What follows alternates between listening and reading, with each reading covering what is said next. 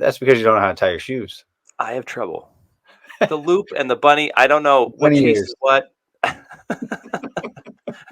don't know the bunny ears. Crisscross what? I don't know. Just give me Velcro.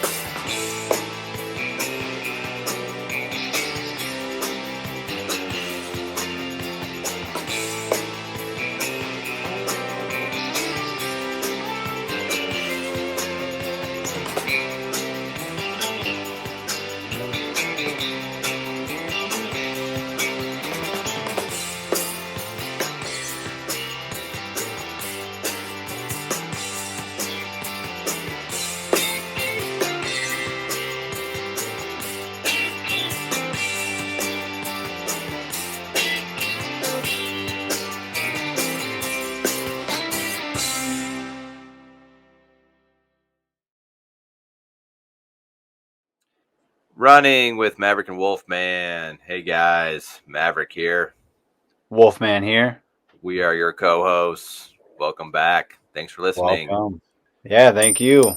Don't forget And to find us and follow us on Instagram, Facebook, X, YouTube. Don't forget to subscribe and click the little bell so you get the alerts for when we release great content like today. that's right.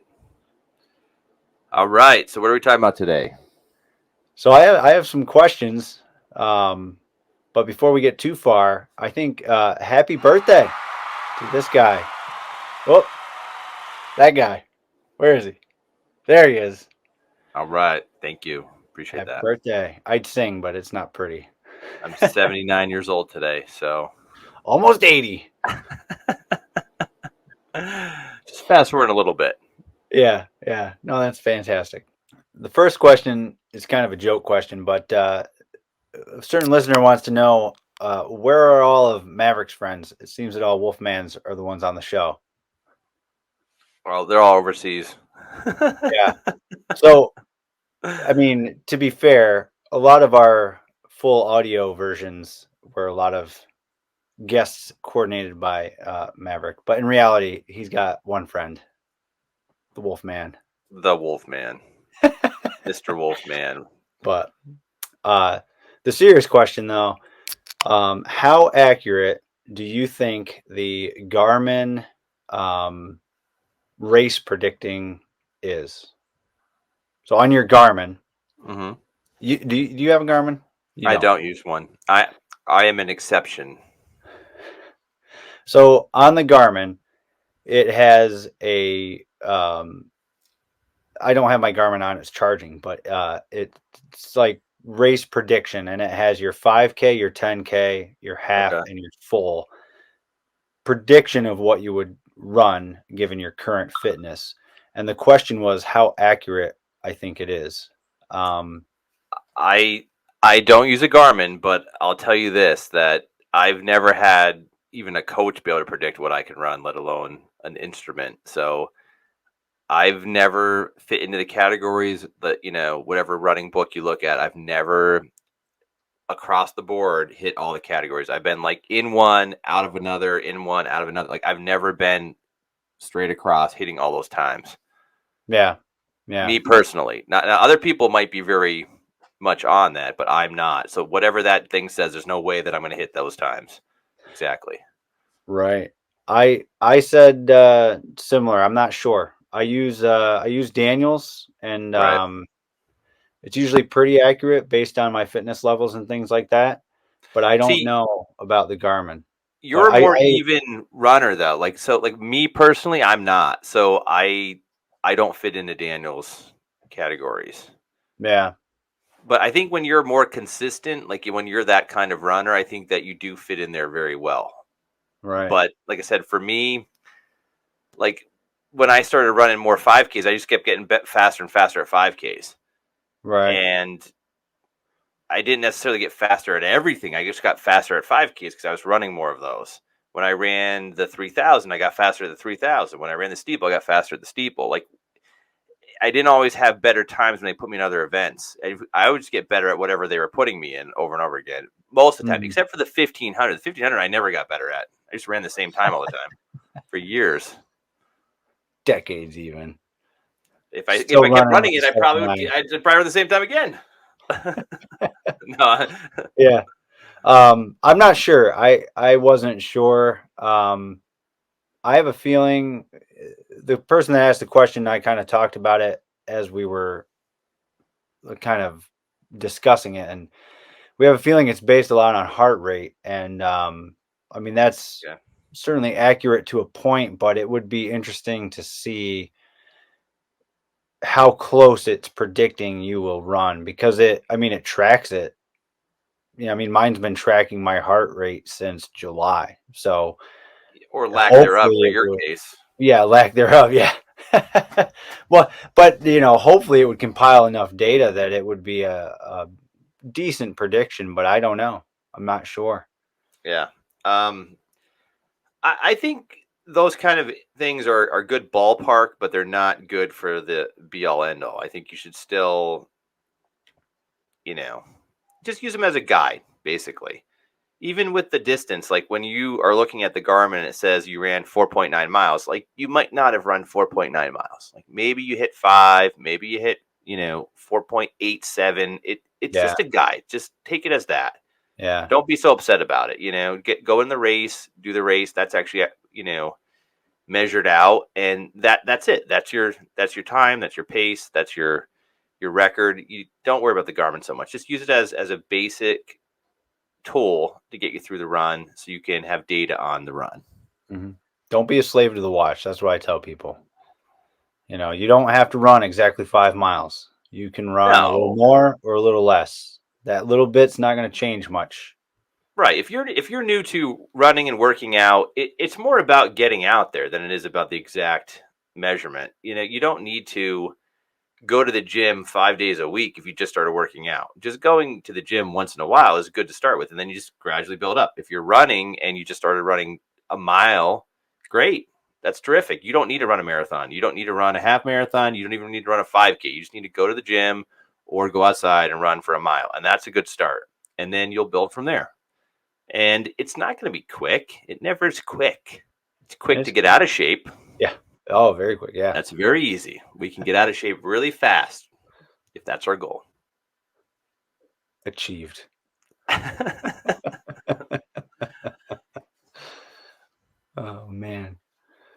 I work a lot with people that were in incredible shape, and they stop what they're doing and they tend to get out of shape.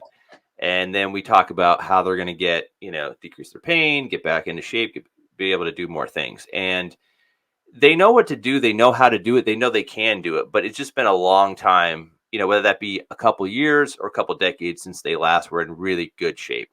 And I always say, like, the hardest part is the first week, the first day, the first month, whatever it is for you, it's going to be the beginning process. And most people, it's like just the first couple sessions are very, very difficult. And once you get past the soreness, the fatigue, the whatever, then you're basically able to do more and more with it. But it takes that little bit of time and soreness. yeah. A good friend of mine and I always say the hardest part's that first step out the door. Once you've made that step, you're already on the run. For me, it's getting my shoes on. Once my shoes are on, I'm 95% to 99% getting out there for the exercise or the run. But Well, if I don't get my shoes on, it's probably not happening. that's because you don't know how to tie your shoes. I have trouble. The loop and the bunny, I don't know what 20 chases years. what. I don't know the bunny ears. Crisscross what? I don't know. Just give me Velcro. What's the funny thing is my a buddy of mine owns a shoe store, and he always would carry like kids' shoes with like slip-ons and Velcro and stuff like that. And I'd be like, you can't. These kids need to learn how to tie shoes. They need to know how to lace them up. They need sport shoes. They need things that you could run in. You can't run in these things. He is They're for contributing to walking. the he's contributing to the problem. You know how many games I have to sit through that are extended because a player has to tie their shoes 5 times? Here's the other thing I don't get. Right? Listen, now the double to triple knot. Like when we would run, in races, I would triple knot my shoes. And if my shoe came off, if the whole thing magically slipped off, I probably dislocated my ankle. Yeah. Like, there's no way. My shoe is not coming off. If someone was to step on the back of my heel, I was probably getting spiked. Okay. So, first of all, I had a different problem, and my shoe would still be on. Yeah. I always doubled my shoes. I never Triple, knock on wood had any issues, but yeah, triple, do it. triple's just too much. You know, when we would do cross country, because it'd be so messy, what I would do, and the laces would be so long for whatever reason. Who knows why they were so Yeah. Why long? did they make them that long? Why are we making the laces so long, It's so you people? could wrap them around your ankle, tie them I don't on. know what they're like ballet Like, shoes. I don't get it. I mean, listen. Here's the deal. I would triple knot them. Then I would take the loops, and then I would knot that in another knot. So it would be like this kind of like weird figure eight pattern going on or whatever. listen here, Boy Scout. They never came. If the top knot got loosened up, the triple knot never got loosened up. That was it. So You can't double knot a triple knot. I don't get it. I'm not going to single knot my shoes for running. Well, the five fingers are nice because one, they're skin tight, and two, they're Velcro and or this like lace lock system. So I don't I'm even know so if I know how to confused. tie shoes anymore. So you're talking about the Vibram Five Fingers, which you wear, which are basically socks. So in Yep. case those that are listening don't know that, the Right. man wears socks, Right. I wear runs socks. around in them. I totally do. Somehow his feet are like rocks. They are so strong and so fit. I stepped on a decent rock today, and that hurt. I thought it went through my shoe. To be honest with you, it was sharp, but no casualties. I still have all seven toes.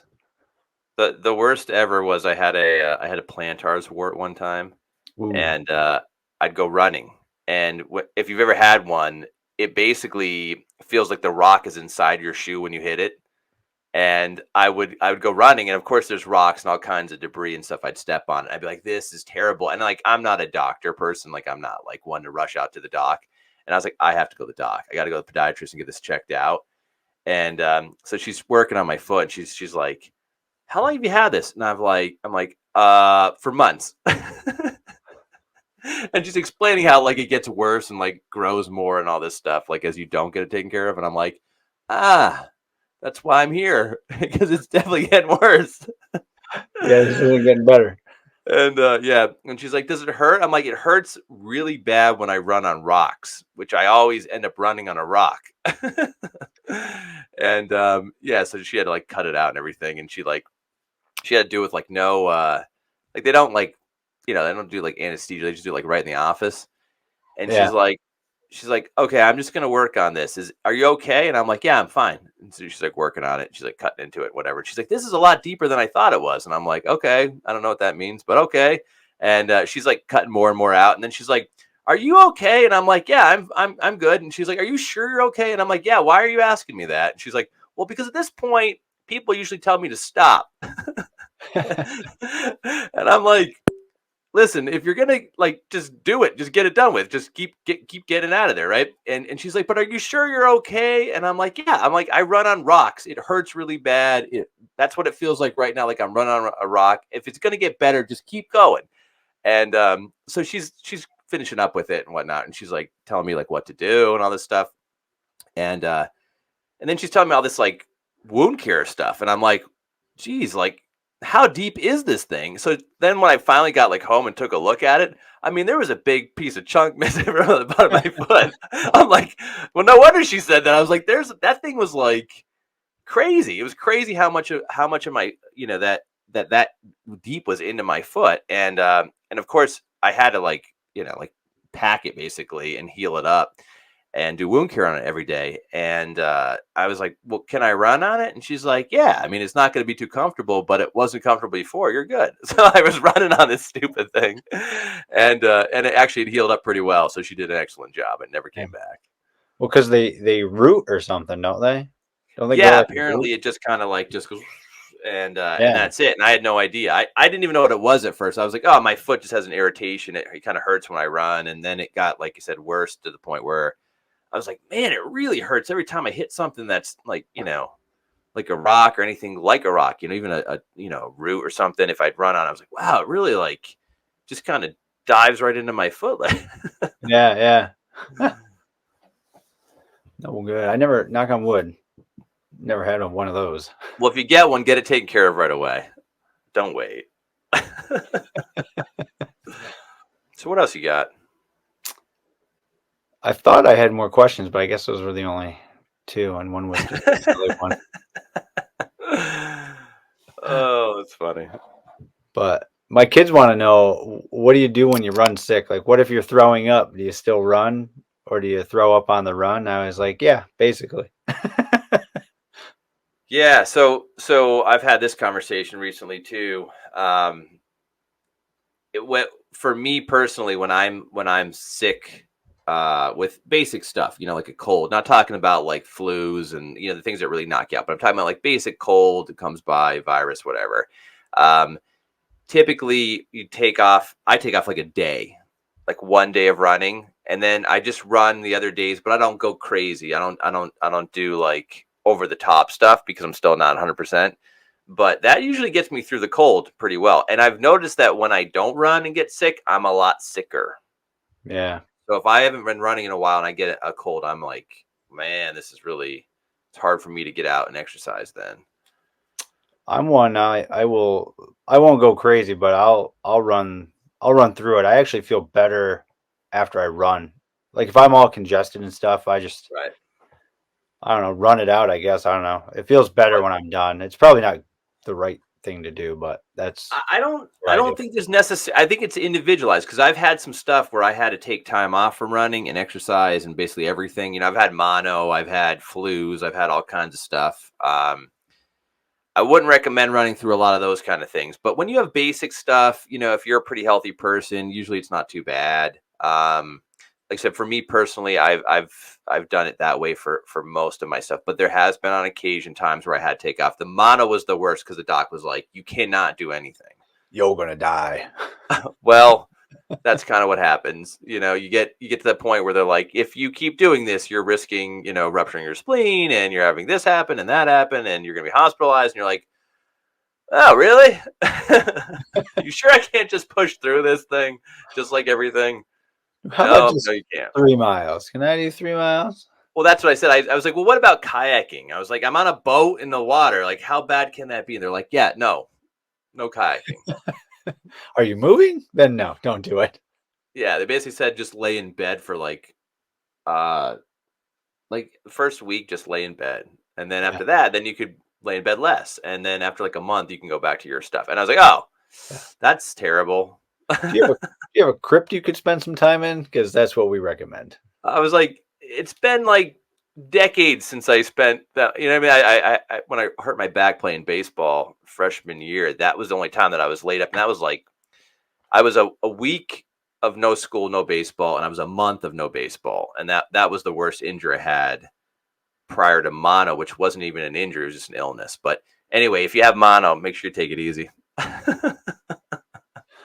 Yeah. Listen to the doc if you've got that. So yeah, to answer your kids, it depends on the situation, but yeah, you're definitely going to need to take, if you're a Yeah. kid, you should take off a day or whatever your parents say, kind of listen to your parents on that one. It's probably To be, wise to do. yeah. To be fair, if I'm throwing up, I'm not. I'm not running. Some people do. I don't see. Okay, so this is where I get into it, where I'm like, I don't see the benefit if you're that ill. Like Yeah. my brother's coach, one of his coaches had a run streak going, where he had his appendix taken out and ran the same day. That might be a little much. Ran the same day, ran the next day, and he ran like a mile, and he said it was not good, like obviously bad. Yeah. But I'm like run streaks are important to some people, and totally get that. But me personally, I'm like, I don't think I'm running if I have my appendix taken out that day. Yeah. Well, I would argue too. Like at that point, do you have that float phase that technically makes it a run? Because then you just suffered a mile for nothing. Because if that float phase didn't happen, that wasn't a run.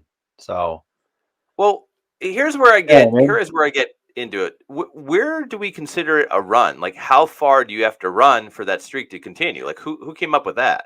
I don't know who came up with it, but most streaks I've ever seen or done, it's at least a continuous mile. But why? Why is it a mile? What if we're doing metric like you brought up another in a previous episode? I'm not sure. I don't know.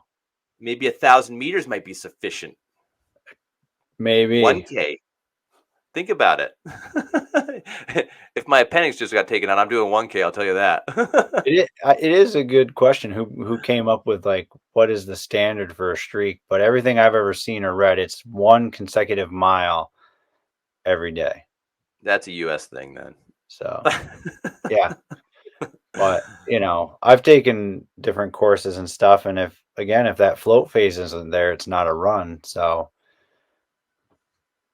I'd argue that if you're shuffling along because you had your appendix out and you're hanging onto IV cords in the hospital, barely making it down the hallway, you're walking quick. You're not running. You're streaking. Oh, come on. But I just had my appendix taken out. This is a run. The effort's there. Yeah. So like that's a good point. Like, do you base it on effort at that point? Like, It's heart rate again. It's the Garmin. The Garmin's deciding. I'm yogging. The Garmin decides all, of course. You were running in the hospital after your appendix approximately 6 hours later for I one hit this. mile. I hit the start button and that said run, and that means I'm running. Does your Garmin work in the hospital? I don't know. Hospitals are funny with service, so I was wondering if it picked up. My newer Garmin picks up the GPS pretty quick, almost no matter where I'm at. Yeah, A couple of the older ones I had took forever. I remember I had the like first generation Garmin that was like that, and it was like brick shaped, and yeah. it took two or three AAA batteries, and if you were in a slightly shaded area, gone, no signal, and that thing. AAA batteries, Yeah, really? it ate them like candy. Like if you went on a 7 mile run, you better change the batteries before your next run because That's it terrible. it wasn't it wasn't gonna last. And then of course as the batteries died, the signal got worse, and then it didn't track very well at all. But I mean, at the time it was the best, you know what I mean? I know what you mean. Like at the time, that was like cutting Oh edge and yeah. awesome, but at the same time, like so were flip phones. Yeah. Yeah, exactly. Exactly. And now I mean my Garmin's not even top tier, and the things that it does, it's like wow. Like Yeah, they've come a long way. They really have. But yeah, it almost does more than my cell phone. I mean, it's crazy. yeah, yeah, for sure. And I always laugh about that. Like when I'm talking to like the younger generation, I'm like, yeah, you used to have these phones, and they didn't do anything but call people. And the crazy thing is, with everything that watch does, I use it for running and my alarm to wake up, and that's like it. Yeah, right, right, right. Those are the primary functions that you rely on. Yeah, Yes, yeah. absolutely. That's a. Whenever I go in for a new phone, I'm like, I just need this thing to work when I call somebody. Which I mean, I could have bought a Timex and done the same stuff. Well, that's the thing. Like I remember when we were in college, I had a high end Nike Yeah, running watch. It had like I had a a Nike running zillion watch lap as well. count. I could lap Yeah, count for the whole team. This thing was nuts. It was huge. It was this ginormous Nike. If I dropped the thing in the ocean, I could probably find it. Right. But it didn't do anything else. Like that's all it did. Like nowadays, you can get all kinds of things going on. But yeah, back then, and then I remember, the heart rate monitors, how cumbersome they were. Are they any better yeah. now? The my last Garmin had one of the chest straps, and Right. it did not work well for me. I hated it. It would I slide down. It wouldn't fit right. It would I read don't get. sometimes, not other Here's what I times. don't And get. yeah, Why did they ever do the strap anyway? Like, what? There was nothing better they could come up with than that stupid strap. Like, that's crazy. I mean now it's all in like my Garmin. Now it's all It's somehow in the wrist thing, But and that's what I mean. Like, it's the pretty strap accurate. was a bad idea to begin with. Yeah, I don't know who came up with that. And I didn't understand, like, like, they had to put that thing around your chest, like, they couldn't possibly pick that up somewhere Yeah. else in the body and get the same signals, like, they had to put it right there. Well, they probably tried people's foreheads, but that looked even more ridiculous. But no, it's on your wrist, so it's picking Yeah, everything up from your wrist. So like that's yeah. what I mean. Like I was like, why didn't they try that to begin with? I'd like to know exactly how it works because, like, there's little green lights that show up, but like, it does your pulse. It can do your pulse ox. It can do your respiratory rate. I think. Like, how does it read all that? I mean, I know all that travels through the arterial system, but how does it Be- pick all that up? because the records are inside the computer. They're inside the computer. Uh, No, it's pretty wild anymore. Like, yeah, the stuff they have, it's incredible. yeah, they've come a long way for sure. Like And I it said, it what's connects to that? your phone even. You know what I mean? Like, I could be on a run, I have no cell service at all. And I only know this because it happened. I'm running along, I had my phone in my pocket because I was doing stuff for us, taking pictures and videos and stuff. And all of a sudden my phone starts talking. What's going on? I'd hit it like a mile, and because it shows up on my watch, it alerted the app on my phone that you'd done a mile. It was like, "Hey, you just got a mile at such and such a pace. Congrats!" And it was like, "Whoa, where'd that come from?" Yeah, that's a program that I would write. I would write some goofy program like that where it'd be like, "Congratulations, you just accomplished something today. You ran a mile. Let's keep it Yeah, going." that's pretty much what it did. And I didn't have You know what else I service. would How did do? it connect? I would do what, how people get really worked up about calories. Like you have a Yeah, patient, they're like, "How many calories did I burn?" And I'm like 4. Like it's not like you don't burn calories at the rate that people think you burn calories. no. And I would put that in there too. Like you just made it where you can eat a carrot. Well, it's like when people are on like a bike or an elliptical and they're like just a hoof in it, and then they look at the calorie count and it's like 5. Yeah. Really? Well, That's that's it? that's I'm it, pouring man. sweat here. You don't burn calories the same way. But the thing about it is your body gets more efficient and Yeah. you Oh, yeah. start burning calories better anyway. Like so your body basically works better, right? Like let's be honest. Like if you exercise and work out and you eat healthy, everything just works more efficiently and better. If you put a bunch of crap in your body and you don't work out and you don't do anything, like everything just slows down and doesn't work well. Yeah. So that's what's surprising to people is they're like, "Well, I didn't change my diet, but I exercise more and all of a sudden I'm losing all this weight." It's like, "Yeah, well, you're exercising a good amount and your body's just starting to like wake up and start working better." It's weird, but it's how it works. We are If you made to and then you move. start being more like people are more active a lot of times than they think they are. They're like, "Oh, well, all I did was I started running." It's like, well, time out. You're also not watching as much TV. You're also getting up. You're going here. You're going there. Like you're traveling more, so you're burning more calories. So it makes sense. Yeah. Made to move. We're made to move. TVs have not been around that long, people. We weren't meant to watch them all day. Just most of the day. And soda water is not water. Just because you call it soda water doesn't mean it actually is water. It may have water in it, but it is not water. It's sort of water. How many times have you had that conversation with a patient? I don't think I've ever had that conversation with a Really? patient. Oh, Really? I've had that multiple times. I drink so many liters of soda water. I'm like, that's not water. Is it just soda? Like, what is soda water? Yeah, no, they're just Like calling. club I don't know. Like soda? it's just a thing. They call it soda water. Yeah, it's not. Like seltzer water? It's no different. No, no, that's what I thought that same thing. I was like, oh, is this some kind of like new drink that's out? Like it's got mostly water in it, but they mix soda or something. It's like no, it's straight up soda. It was just like Hmm. no different. Not Yeah. diet, nothing, just regular soda with tons of sugar. I'm like, Yeah. yeah, that's not good. Not Never had good. that conversation. Well, you have time, young man. You have time. Thanks, Osage. I am 79. I use a skin cream. A The lot of mall. skin. They get in the mall, when you're walking through those kiosks. That's great. Takes off decades, people. Awesome. Good. All right. Well, listen, guys, we've had a great time today. We But have. since I'm 79, I'm getting tired, so I have to get off and go to bed. That's fantastic. All right. So remember to like and share on Facebook, Instagram, Instagram, X. Find us X. on YouTube. Email us your comments. The email's below. Running. Subscribe. Yeah. Tell your friends to Yeah. Or subscribe. tell all your friends. And we will see you for the next one. Yes. Maverick and Wolfman running out.